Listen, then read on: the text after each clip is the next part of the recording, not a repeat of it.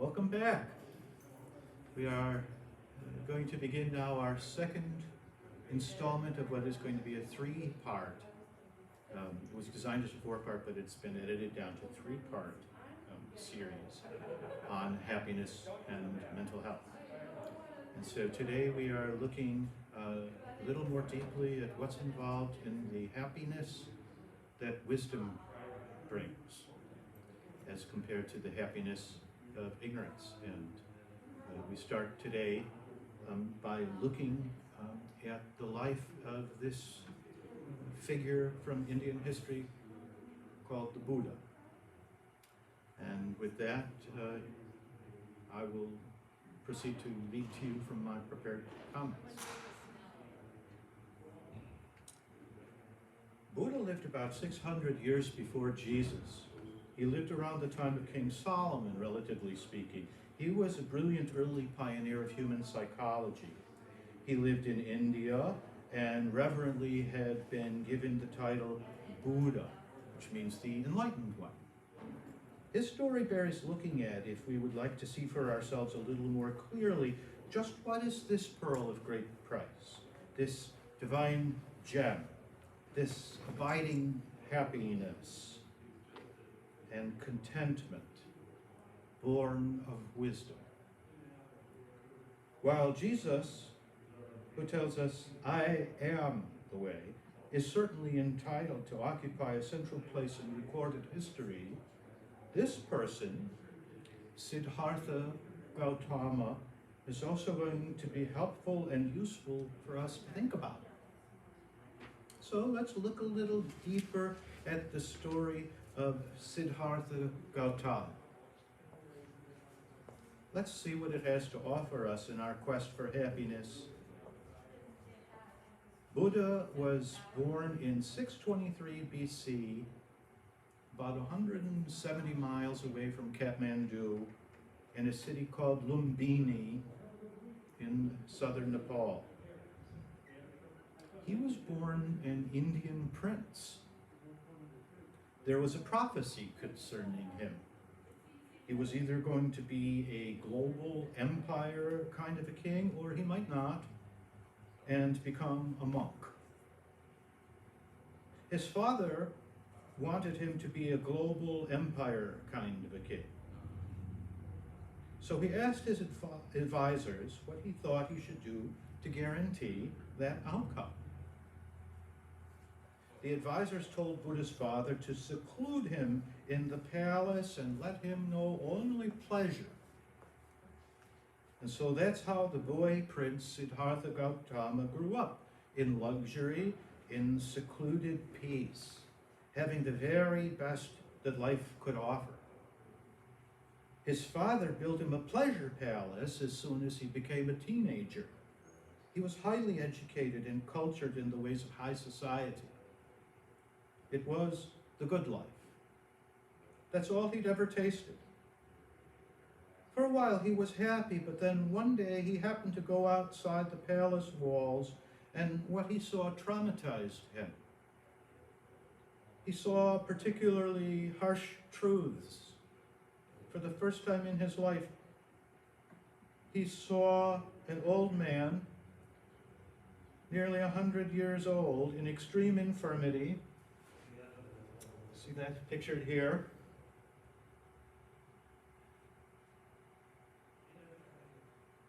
And for the first time in his life, he had seen something he'd never seen before.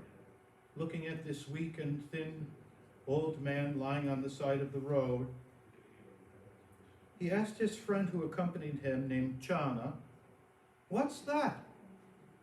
Chana told him it was an extremely old man. Young Buddha asked, "Does this happen to everyone?" "Yes," Chana told him, "if you live long enough." The next day, he went and saw someone stricken with extreme disease. And young Buddha reacted the same way. "What's that? Will this happen to everyone?" And so on. And on the third day, he came upon a funeral pyre. And Siddhartha asked, "Will this happen to me?" And Channa replied emphatically, yes, that certainly will happen to you and to everyone. And lastly, he sees a monk in contemplation. We're the only creatures that can use our imaginations to encounter death, and we fear it. The moral power of death is stalking us. Every time we look behind a little closer. This was terrifying for the young prince, who'd only known the sweetness in life. He was understandably shocked. In response to all this bad news, realizing he'd been deceived by his father and his advisors, the young prince decided to set out on a journey to fully explore exactly what is reality outside his father's pleasure palace. His now famous journey was one that explored the nature of our consciousness. He did what that wise old man on the mountain did in the story from last time. Buddha came to definite conclusions based on being shocked by those three encounters. The Indian prince had to admit it. Life contains suffering. As a result, Buddha articulated what has come to be known as the Four Truths, based on what he found outside the pleasure palace in these encounters. The first truth, he states, is suffer.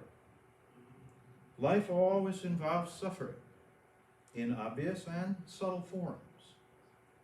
Even when things seem good, we very often feel an undercurrent of angst, or edginess, or anxiety, and uncertainty inside.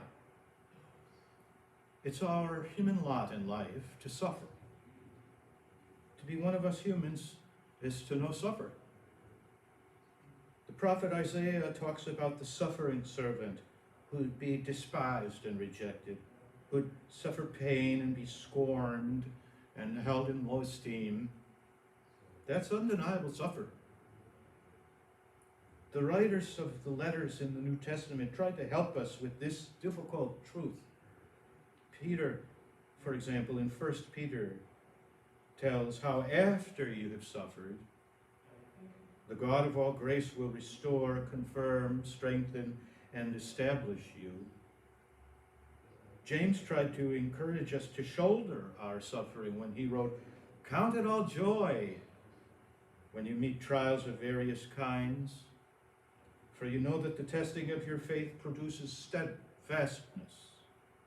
And let steadfastness have its full effect, that you may be perfect and complete, lacking in nothing." That's that wisdom that leads to happiness that we're exploring here. The writers of the New Testament letters undoubtedly knew suffering from the earliest times of their lives, but this was new for the young prince. The first thing Buddha had to do was to reconcile and learn how to embrace our suffering. That information had been deliberately withheld from him, but now he could see it clear as crystal. He could now see what we all see, and it was a big letdown. Life has no shortage of suffering. He then came to a conclusion about the causes of suffering. As a provider of mental health services, I have given all this suffering, which is our lot as humans, the fancy, clinical-sounding nickname of the mess. Want to find the mess? No? Well, if you want to, I'll tell you how. If you sit quietly in a wooden chair, or perhaps on the floor, without any distractions, nothing electronic, no TVs, computers, or cell phones, no radios, no music, just sit there. Before 15 minutes has passed, most people will become aware of this mess to which I refer. You could call it a pebble in your shoe or a thorn in your flesh. At its softest, the mess means we begin to feel our suffering as boredom, a lull, or a flat feeling. As the suffering begins to increase in intensity, it means the messiness of pain, or anxiety, or stress, distress, discomfort, or frustration. We may become aware sitting there that something's just not right. We feel an insufficiency, an incompleteness, and unsatisfactoriness. What causes all this edginess and pain and mess in us? The young prince, on his quest to find reality outside his father's pleasure palace, tells us it's our cravings and our fundamental ignorance. We suffer because of our illusions.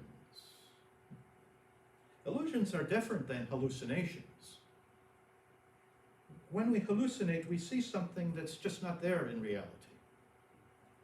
An illusion means that we are in fact seeing something, but what we think about what we're seeing is all wrong. Buddha points us to the granddaddy of all illusions.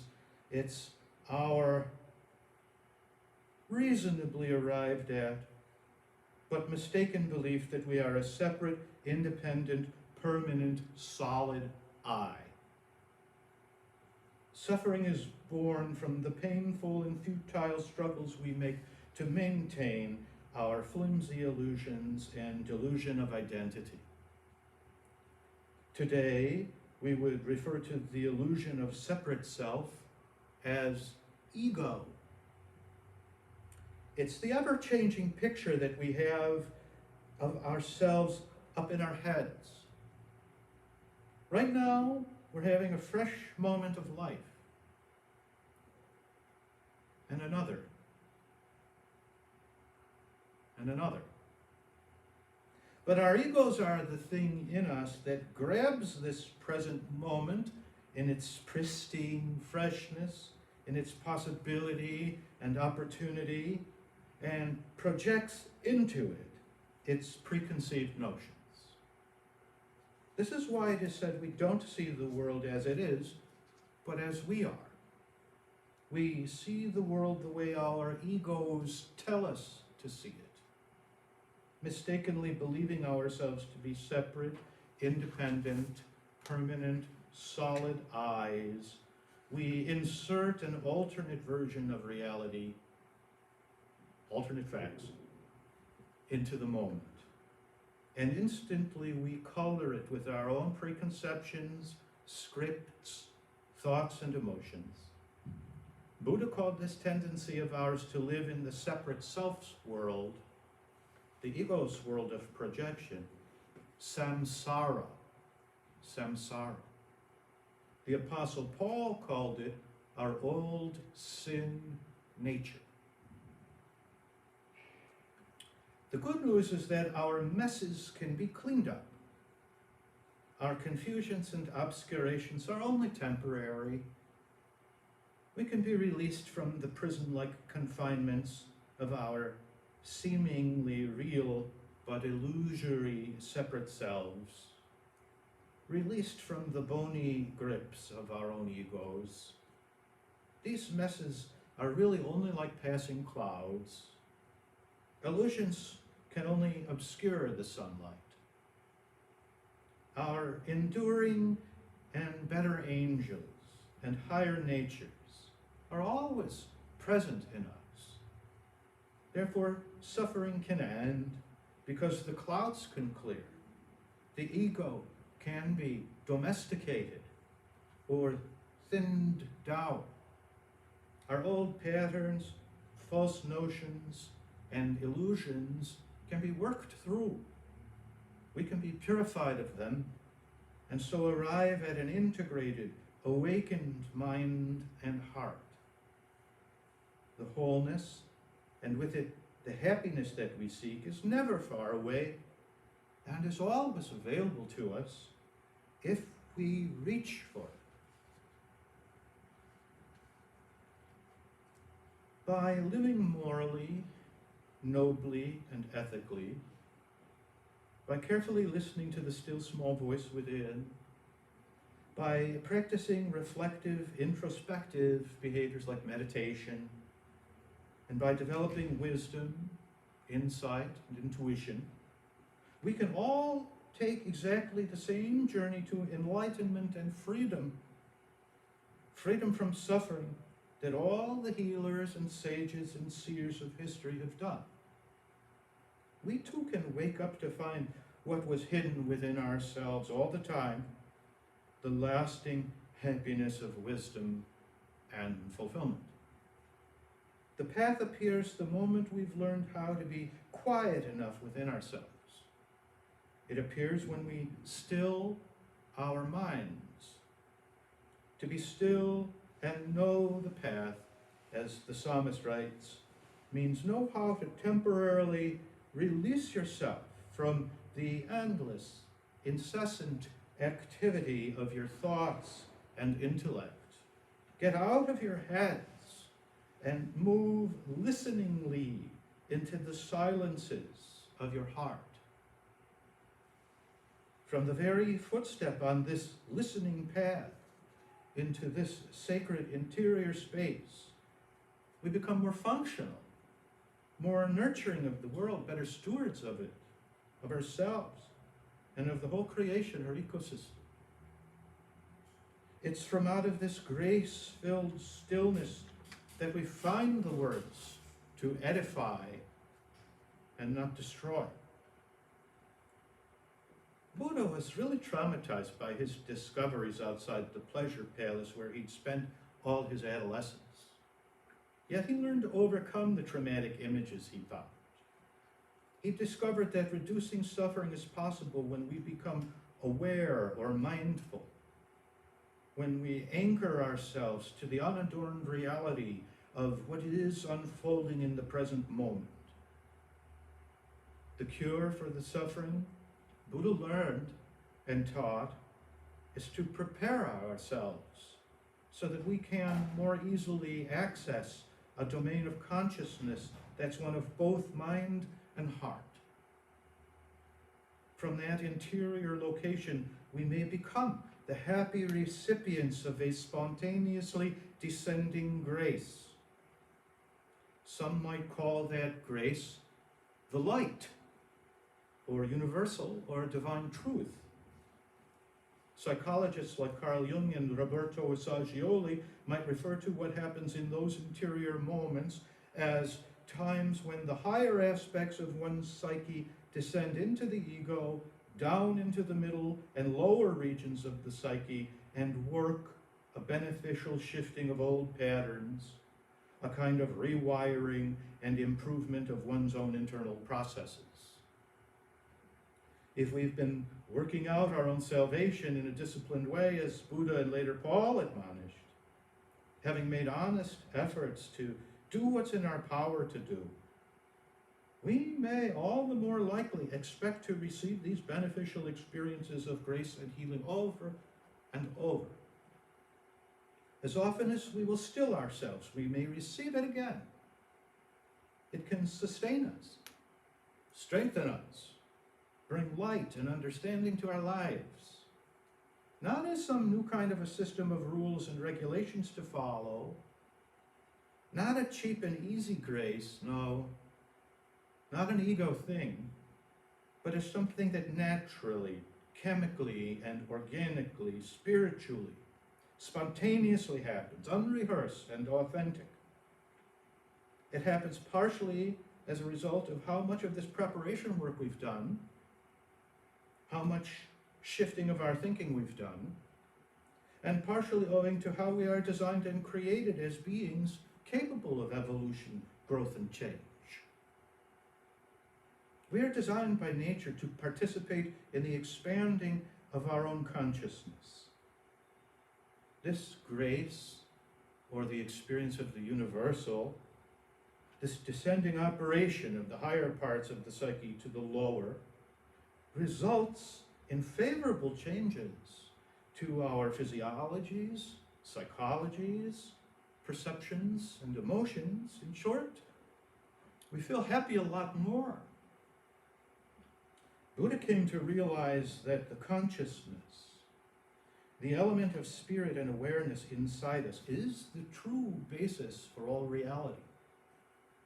He found that this conscious being inside us creates its own personal reality at any given moment, operates within the frameworks of its own self-created mindset. And so that conscious being can participate in the healing and improving of his or her own mindset, outlook, or biological set points. Buddha, isolated as he had been all his life from the harshness and brutality of life, needed to spend time processing the traumatic discoveries of these events. He described the problem of life, found out what causes the condition, and prescribed a solution. When Buddha finally died, he left his disciple with the final parting words, as I stated before. They were the same words used by the Apostle Paul centuries later in the New Testament book of Philippians. They each admonished the seekers of the way, to, quote, work out your own salvation, unquote. Paul added, work out your own salvation with fear and trembling. Buddha left a blueprint for how to try and do this. He called it the Eightfold Path, and it has a lot to offer human beings who might want to try and attain this lasting happiness that wisdom and enlightenment can fill our lives with.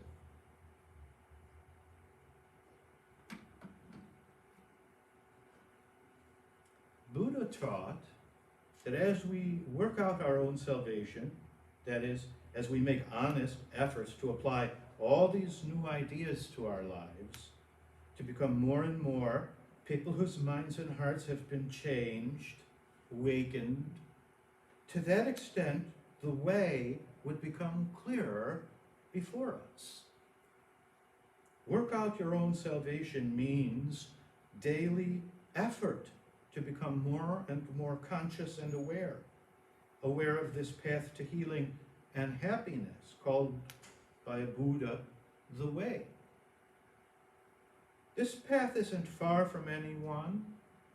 No journey is needed, no mountain to climb.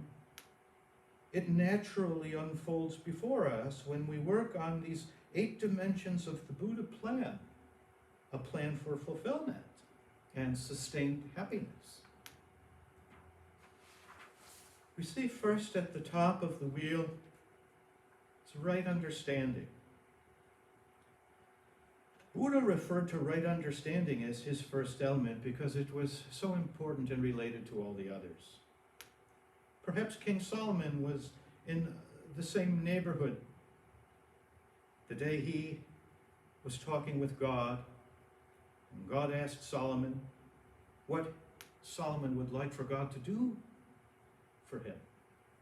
And Solomon famously answered, "Give me an understanding heart, a heart that sees aright, a thoughtful heart, a discerning heart." This is what Buddha is driving at when he says, right understanding, seen the right way. Jesus said of this way, "I am the way." This sacred way involves understanding and discerning and changing our perception, obtaining a corrected view. That's the heart of the call to repent. One cannot change or repent until he or she stops resisting and learns to put all defenses temporarily away and temporarily suspend all disbelief and critical judgment. One must not merely see things, but see them in their context and in relationship. Right understanding implies seeing things holistically and interconnectedly. Then we'll see rightly, as the poet Keats tells us in his poem about the inscription he one day saw carved into a Grecian stone urn. One side read, "Truth is beauty," and the other side read, "Beauty is truth." Truth is beauty, beauty, truth. That's right understanding, that's right seeing. It means, practically, thankfully, you can give up being righteous all the time. What a relief for those still trying to be righteous, and what a great relief for those who've had to live with them. If you want to see reality, you have to learn to look from different perspectives than your own. An inconvenient truth. The first thing we have to do to have this truer happiness is to question our own perception. Right understanding, or unified and integrative perspective, means always looking and seeing things from a different point of view than you have already. It affirms Socrates' humble postulate of ultimate ignorance. It means we see holistically and in a nurturing way that rises above win-lose orientations. Seeing rightly means seeing life as a dialogue, not a dash to get the last word in. Right understanding is above all contextual and relational. Right seeing takes us beyond our own physical perceptions with the body's eyes and into the eyes of the mind and the eyes of the heart. Right seeing requires that we learn to immerse ourselves in the other person's experience, to walk a mile in their moccasins without being threatened or fearful. Now, every time you look at something, you can realize correctly how it's connected to everything else. That's why we've called prophets and enlightened beings seers. They're seers because they can see all the angles, because they can see with another set of eyes than the body's eyes. They see with the mind of compassion and empathy.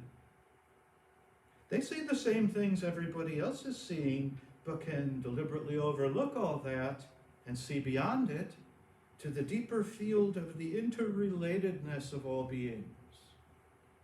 This is part of what's implied by work in the working out of your own salvation. To see rightly, for instance, this podium is to see, among other things, perhaps a tree, an ecosystem, sunshine, rainbows, clouds, water, earth. It's the whole universe disguised as a podium.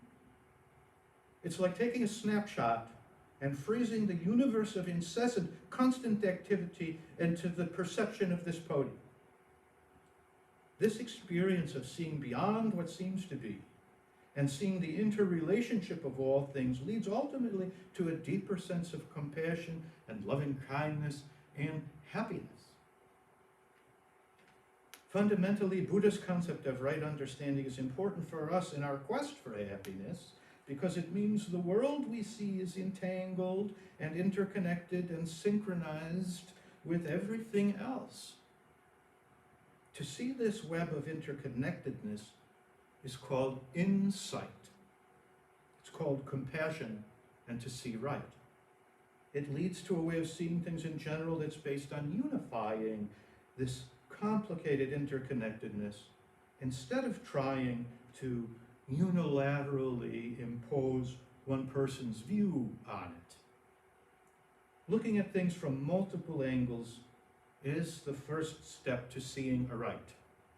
And it's a big piece to grasp if we are to be the recipients of this grace, of this happiness that wisdom holds out to us.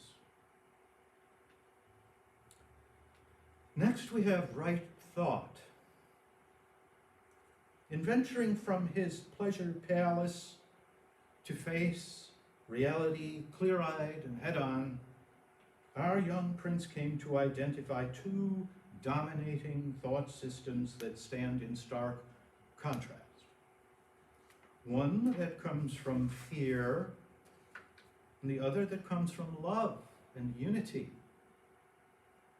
To obtain the happiness we're after, we must learn that even our thinking must be done selectively and vigilantly.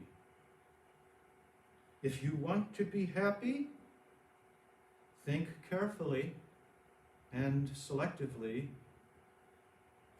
to choose very deliberately what kind of thinking you are participating in is so important. Right or correct thinking means that we make progress in our disciplined thought life, progress towards becoming more and more present, making good conscious choices, even in our thought life. Or put another way, it's like we are invited to attend one of two different matinees on any given day. One movie in our heads is like the horror show, Freddy meets Jason. The other, The Sound of Music. And you'll know which thinking system you have operating at any given time by whether you feel like the hills are alive with the sound of music, or, to quote Shakespeare, like there's just something rotten in Denmark. In its simplest sense, our thinking gets directed by one or the other of these two primal impulses. One is towards separation and the other unification. Thinking a right thought is like planting a seed. All our outer life is shaped or called into the manifestation by these seeds we plant, or by the impulses that direct our thought life. In the New Testament, the writer to the Philippians was trying to help us get there when he wrote, whatever is true, whatever is honorable, whatever is just, whatever is pure, whatever is lovely, whatever is commendable, if there is any excellence, if there is anything worthy of praise, think on these things. Thought life based on unity means increasing connectedness, both to ourselves and our own feelings, as well as to the thoughts and feelings of those around us. This joining, this unity experience of right thinking is based on compassion and kindness, and it yields happiness and success, both for ourselves personally and for others. I wonder sometimes if the framers to the U.S. Constitution had this precept in mind when they included the words in the preamble, quote, in order to form a more perfect union, we establish justice, unquote, ensuring that we each enjoy a domestic tranquility and a general welfare. Right thinking secures these blessings of liberty to ourselves and our posterity. By natural right, by Mother Nature's design, we can each experience and possess domestic tranquility and deeper satisfaction. We long for a sense of balance and wholeness, because that balance and wholeness lives already in us and calls out to us. But it's a call that comes to us from within us. All these benefits can be claimed, can be recovered, because they're products of a correctly functioning inner being. These favorable states of tranquility and inner poise that right thinking affords are available to everybody who'll do the work of right thinking. To think keenly, aligning with unity and love, with our innate interrelatedness, requires some effort on our parts, but it's worth every effort, because our corrected thinking determines to what extent our inner and outer life will seem improved.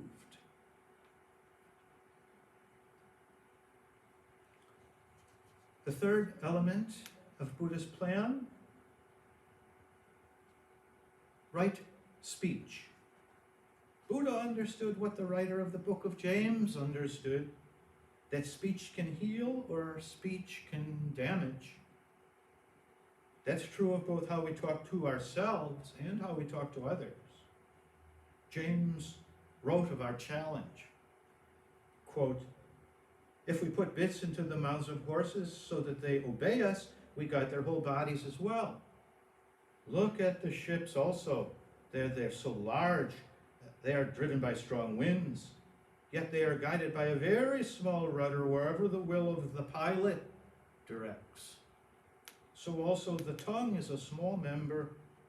How great a forest is set ablaze by such a small fire. And the tongue is a fire set among our members, setting on fire the entire course of life. No human being can tame the tongue. We've all heard the old saying, sticks and stones may break my bones, but words can never hurt me. Legal scholars would disagree and have long since advanced that offensive utterances harm people the same way that physical blows do. When you think about the meaning of any word, concrete neurological activity results. Every word excites some kind of neural activity. Good words, beneficial activity to the body's chemistry. Wrong words bring pain. A study done by primary care physicians about 10 years ago suggests merely saying, "Oh, this may hurt a bit," before giving a patient a shot may be enough to trigger a pain reaction in the brain of that patient long before any actual pain is felt. Researchers found simply hearing words that describe pain, such as excruciating or grueling, activated the areas of the brain that process those sensations. Their findings showed that words alone can activate our feelings of pain. Thomas Weiss, a professor at Friedrich Schiller University, concluded that verbal stimuli lead to actions in certain areas of the brain. Researchers used functional magnetic resonance tomography to examine how 16 healthy people processed words associated with experiencing pain. The brain scans revealed which parts of the brain were activated in response to hearing those kinds of words. Researchers say preserving painful experiences as memories in the brain may have been an evolutionary response to allow humans to avoid future painful situations that might be dangerous. The professor concluded what Buddha knew. Words have a more important meaning than we thought. In the long run, one of the most effective tools we have to be happy is our words. How we speak to ourselves and others is pivotal to the happiness we all seek. When we actually observe ourselves speaking to ourselves or to others, we become more functional and more conscious. It leads to correct choices, both in what we say and in how we say it.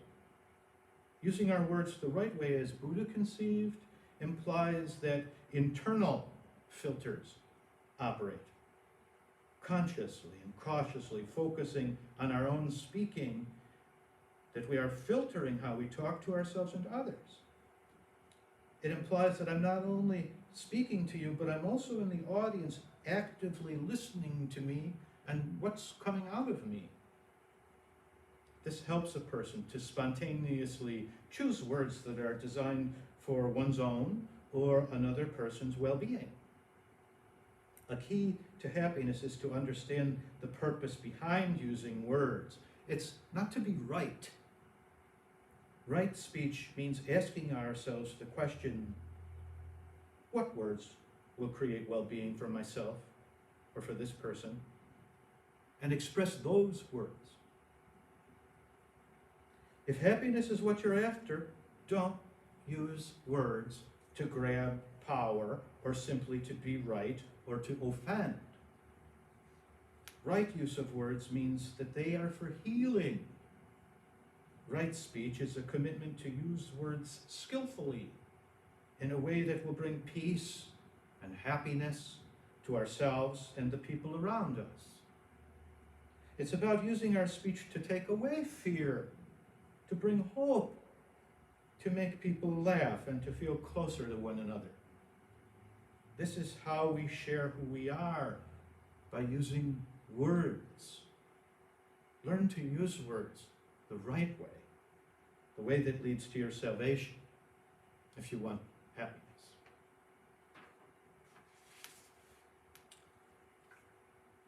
Buddha identified another important key to happiness. It's our own behavior, how we act, and when do we act. John Stuart Mill, the 19th century English philosopher, penned the lines of what he believed was the greatest happiness principle. Actions, he wrote, are right in the proportion that they tend to promote happiness, and wrong as they tend to produce the reverse of happiness. First thing we have to know about how to promote happiness, according to Mill, is right action. And right action means, first off, good timing. That's what the writer of Ecclesiastes stated when he wrote the famous lines, "To everything there is a season and a time to every purpose under heaven." Buddha recognized how important timing is in providence. It means our actions ought to be in tune with the times. It means they are connected to something real, to the working out of God's kingdom and salvation plan, or that our actions adopt God's forgiving and loving program for life. Right action means divine movements of God's Spirit.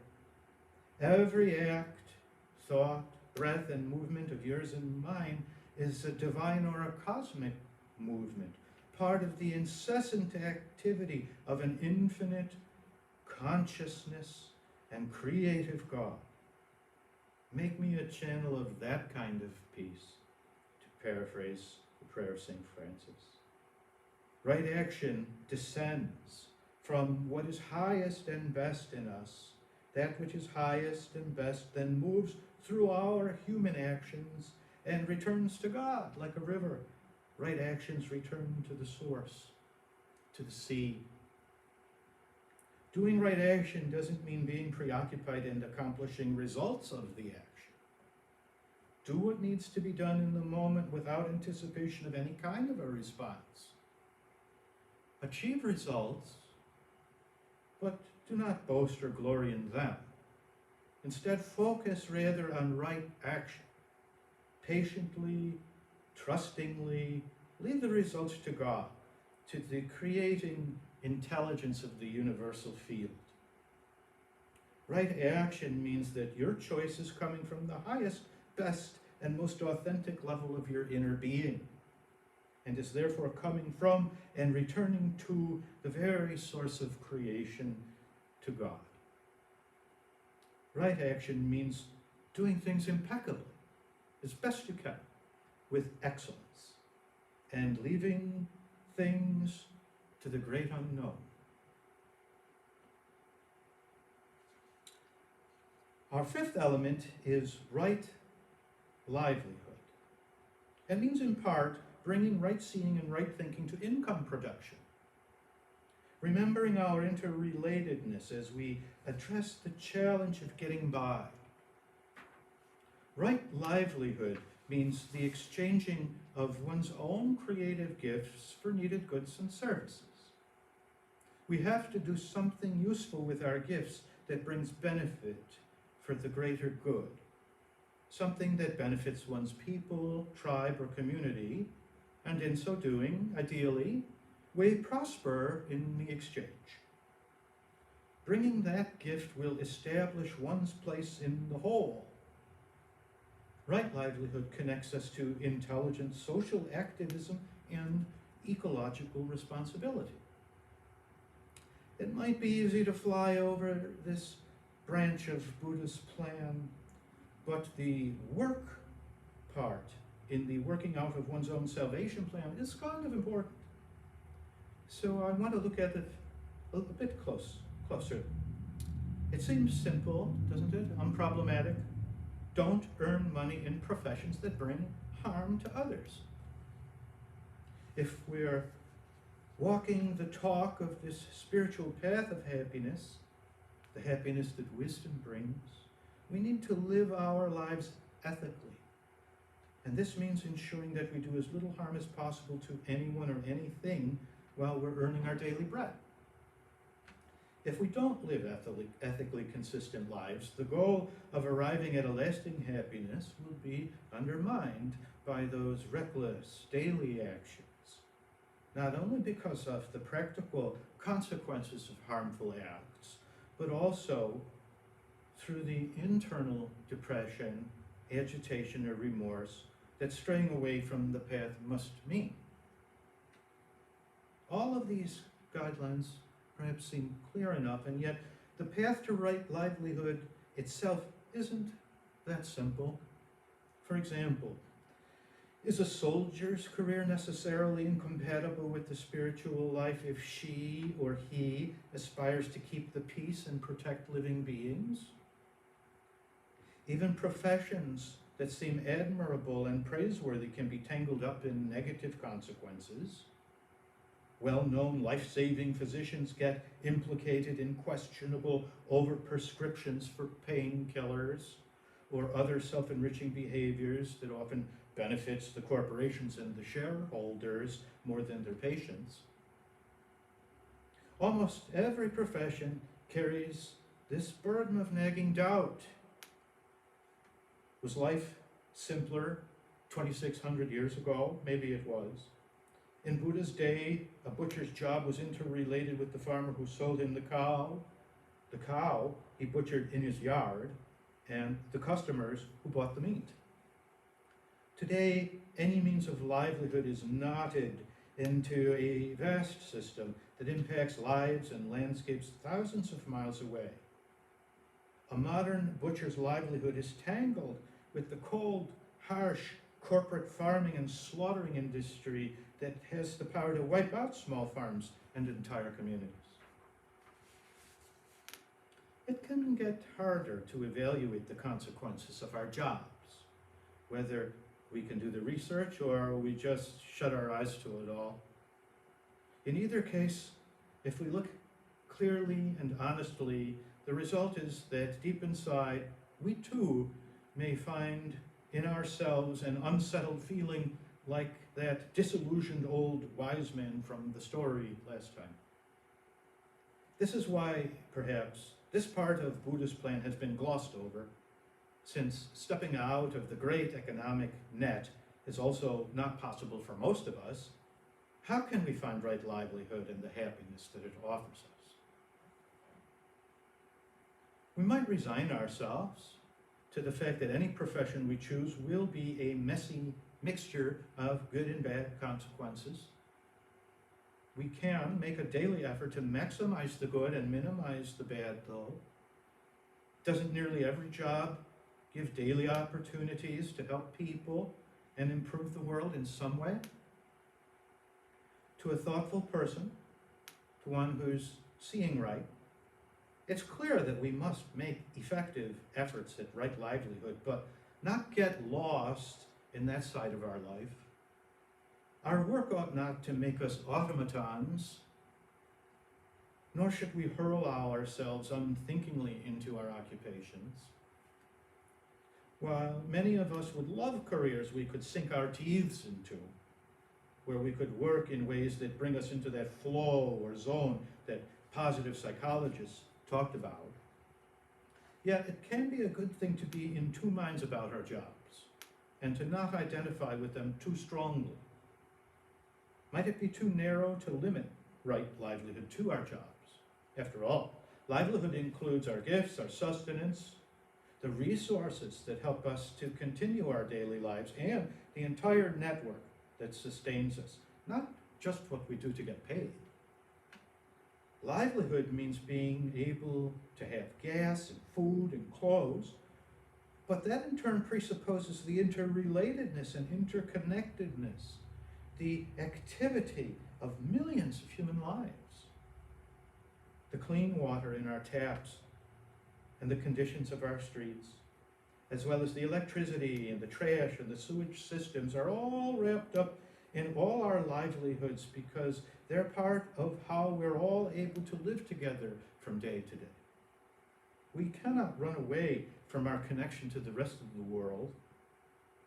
If we have a good job and yet refuse to think about where our food comes from, never give a thought to all the suffering involved in factory slaughtered animals, or where the plastic we use goes to, why gas can be so cheap, then we've made an error, one of failing to see right,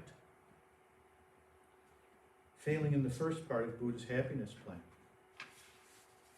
Perhaps Charles Dickens captured the challenge of right livelihood in his now famous play, A Christmas Carol.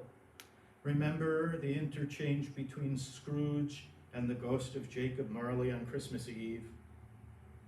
Ebenezer Scrooge says to the ghost of Jacob Marley, "Jacob, you were a good businessman, an honest businessman." The enchained ghost of Jacob Marley's reply, "Business? Mankind was my business. Their common welfare was my business." Jacob Marley finally could see rightly, and so understood the necessity of right livelihood.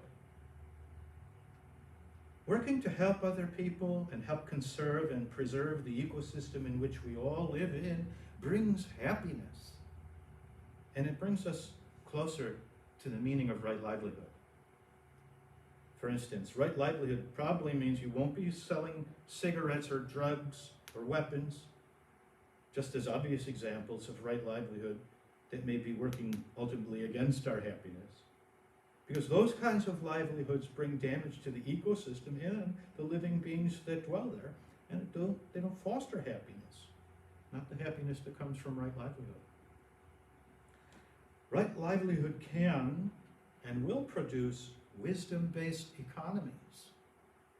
Wisdom-based economies live inside sustainable ecosystems. So for global warming, for example, man-made or not, the planting of trees or other carbon-neutral ways of manufacturing things are right. Technologies that help people end their conflicts are right. Seen in the big picture, right livelihood means working in economic ways that helps the whole chain of living beings, not just our own private selves.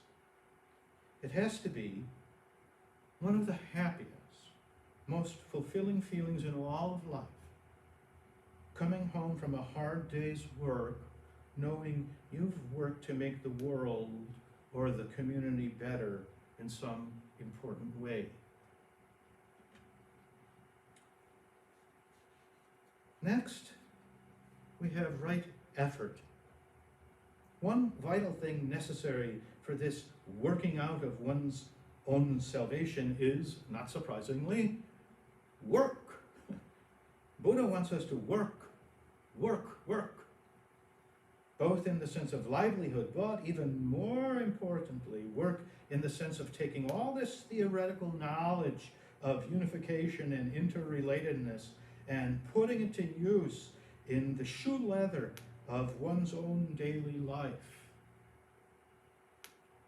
This effort means consistently applying all these precepts to one's inner being and to the challenges of personal relationships and livelihood.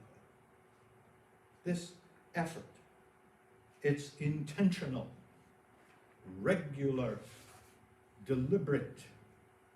It means vigilance and routine practice.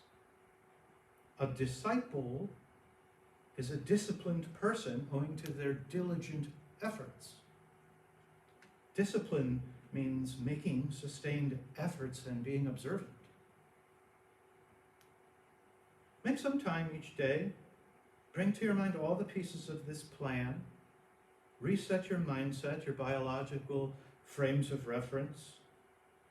Buddha intended right effort to mean ridding oneself of unwholesome thoughts, ridding oneself of damaging words and actions, and ultimately to perfect the good and wholesome state of one's own being. In short, salvation. There are certain levels that Buddha encouraged, with the higher levels taking more effort in practice than the lower levels. At the lowest level, we might make effort to try and prevent bad thoughts and bad feelings. At the next highest level, we might finally get rid of bad thoughts and bad feelings. At the third higher than second, we would have unbroken good thoughts and feelings the whole day. And then the highest level, which would require the most effort, practice, and will, would be to try and maintain that rooted, serene, calm, and grounded state of mind all day.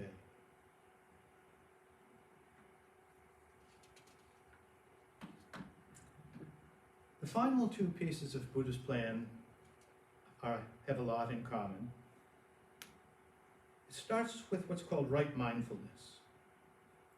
In the working out of one's own salvation, this one element, right mindfulness, has proven to be one of the most influential teachings in all of Buddhism, which, incidentally, is a philosophy, not a religion. This concept from Buddhism of right mindfulness has filtered into popular culture, and especially into neuroscience, and as well into modern psychotherapy. The Buddha felt that it was imperative to cultivate the discipline of right mindfulness for all aspects of life.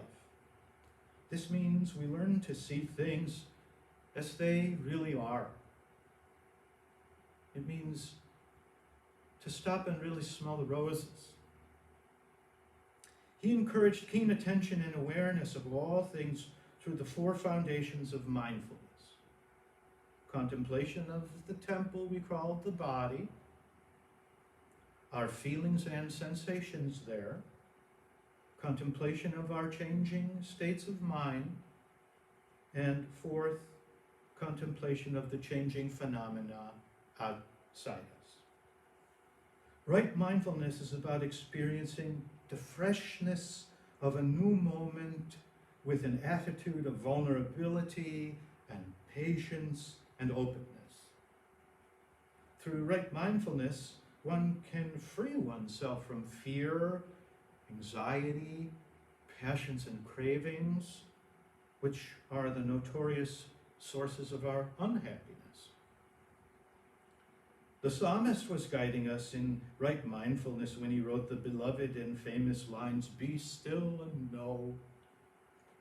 Right mindfulness means looking at your own soul and asking yourself questions like Christ might have asked himself during his wilderness experience, or like that wise man on the mountain asked from the story I read last time.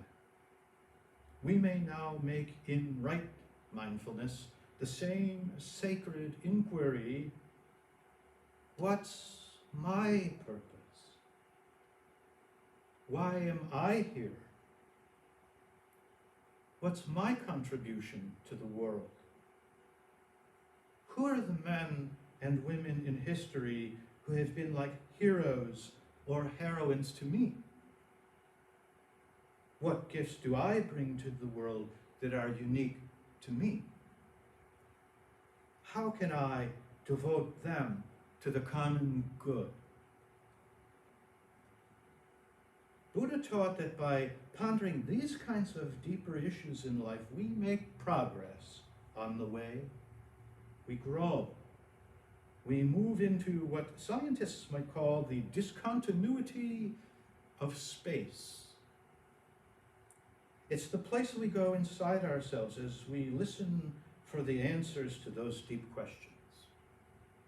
As we enter listeningly into our inner being, we enter a psychological place between our thoughts, a kind of like a mini black hole, out of which intuitions and inspiration may come, out of which God's heavenly realm descends to us.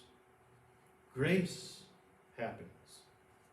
God's grace descends into you and blossoms through you and gives you glimpses of complete happiness and peace. Nature offers you through this initially unfamiliar mental gear of mindfulness, a path for healing and wholeness and salvation, for moving to the next higher phase of evolution in your life. Of all the things that we've discussed so far, mindfulness is by far the single most impactful and useful one to remember in terms of your happiness in life. Mindfulness means remembering. It means to make a sanctification, make a separation, a consecration of your being, an acknowledgement that you are the seer, set apart from the scenery. You're the one doing all the looking. Be still and learn to be a silent observer of yourself and the world for a few minutes each day. This behavior has been called the highest form of intelligence, to be a good witness.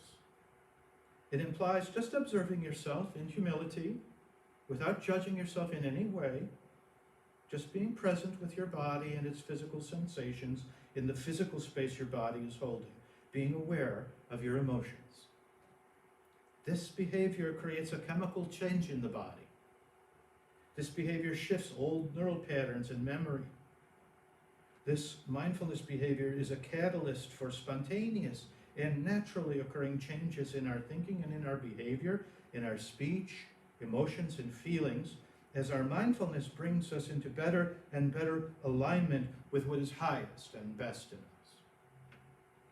Here, at the deepest part of our being, is where we truly find the costly pearl, the precious gem of happiness. You can easily perform this sacred healing act of mindfulness for yourselves. That's because you can observe yourself very easily and safely.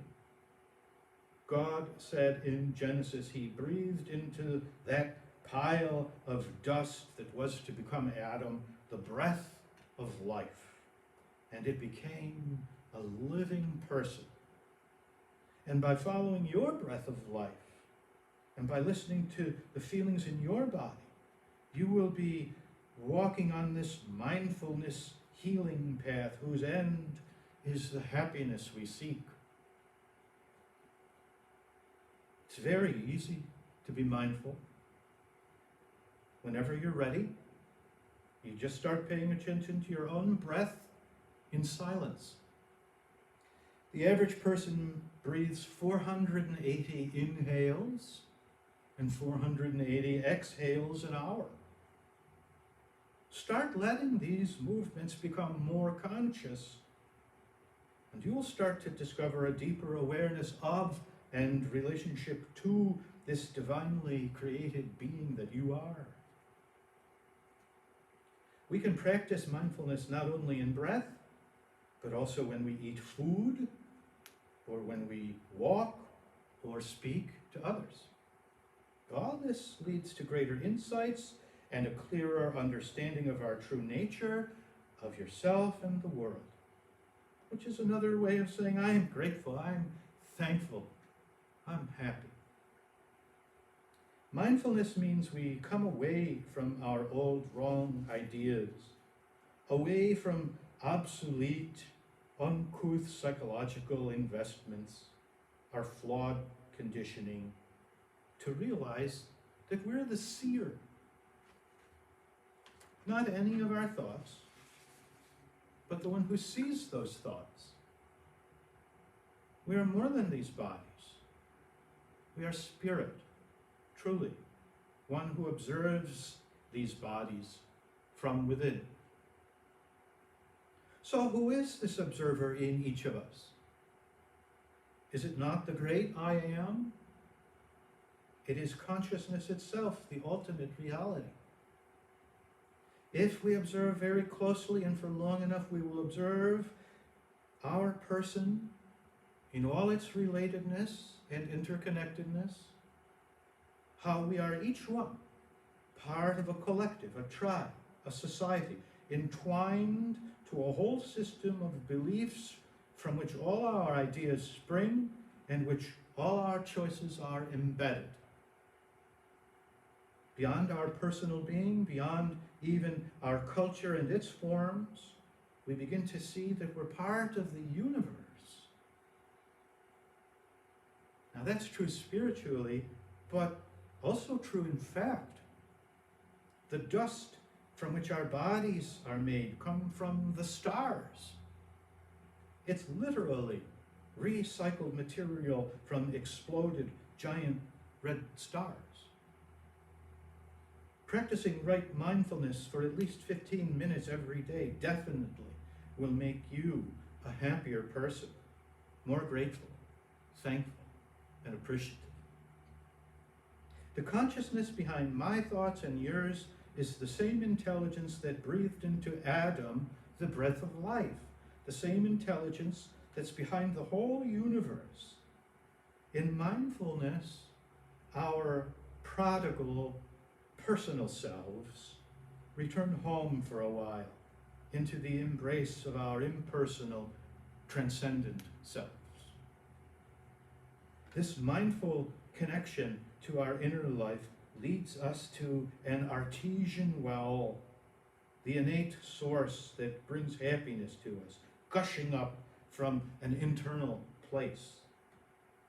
No longer will we look outside ourselves for this happiness the way we always used to, because now we've found the source, hidden where God put it, safe inside ourselves.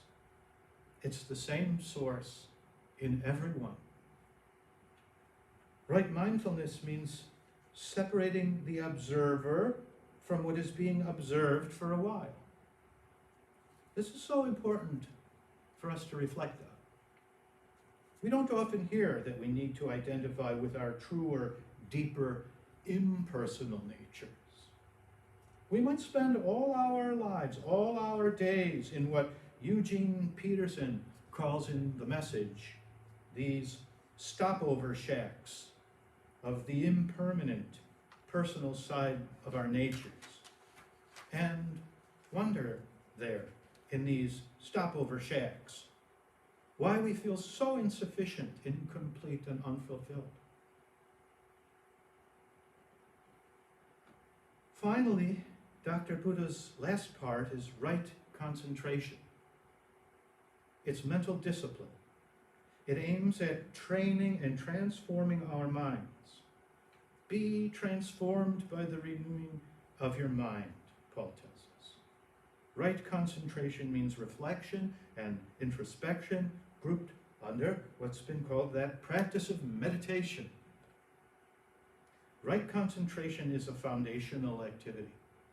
According to Buddha, there are 4 stages of deeper concentration. The first stage of introspection and reflective concentration is one in which mental chattering and other hindrances and base and impure intentions disappear and leave in their absence a sense of bliss and peace. Right concentration then yields the sound of that sweet silence, a silence that makes the birds hush their singing. It descends over the activities of the mind. From right concentration comes a holy hush. In the third stage, that hushed bliss itself begins to disappear. In the final stage, the seeking finally gives way to finding. One finds the costly pearl. And so all sensations give way to a total peace of mind. And I and the Father are one experience as Jesus described it. Buddha described it as a deep sense of happiness called nirvana. The highest expression of self is to be able to bring right concentration to bear upon yourself, your thoughts, your feelings, your actions, without harshly judging yourself. And in that experience, there comes over and over a happy transformation to our mindsets. 15 minutes a day will allow a person's old mindset to be resettled, to be reset into a more favorable place. This reflective behavior This right concentration activates the prefrontal cortex, which is the turn-on place of the brain for other higher psychological functions. Right concentration brings inner intention and has an organizing power. We can gain important benefits from it, but we must regularly and patiently and openly meet the seer in us in the silence of our inner chambers. That's meditation. It's a method to enhance alertness while at the same time giving the mind a more restful state than any ordinary sleep state.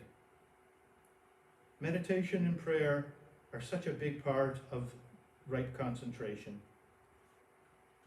None of these methods is meant for escape or denial of the real world or for getting away from our problems. They are methods Buddha found that would help people get in touch and stay in touch with reality, with the author of creation and the whole of creation. And this brings us now to our close of our second installment.